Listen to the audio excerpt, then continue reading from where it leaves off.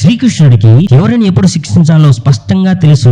కురుక్షేత్ర యుద్ధం తర్వాత ధృతరాష్ట్రుడిని కలవడానికి వెళ్లిన శ్రీకృష్ణుని చూసి కృష్ణ, కురుక్షేత్రంలో నా 100 మంది పిల్లలను చంపించి నన్ను ఇంత మనోవేదనకు గురి చేశావు, ఇది నీకు ధర్మమేనా అని ప్రశ్నించాడు. శ్రీకృష్ణుడు బదిలిస్తూ, ఓ ధృతరాష్ట్ర, 50 జన్మల ముందు నువ్వు ఓ పక్షిని వేటాడడానికి వెళ్ళినప్పుడు అది నీకు దొరకలేదన్న ఆగ్రహంతో ఆ పక్షి పిల్లల్ని అది చూస్తుండగానే నువ్వు ఆ పక్షి పిల్లలను నిర్దాక్షిణ్యంగా చంపేశావు. బలవంతుడివైన నిన్ను ఆ పక్షి ఏమి చేయలేక నిస్సహాయంగా ఉండిపోయింది. ఆ పక్షి బాధేంటో నీకు తెలియజేయడం కోసమే ఈ జన్మలో నీ 100 మంది పిల్లలు నీ ముందే చనిపోయారని చెబుతాడు.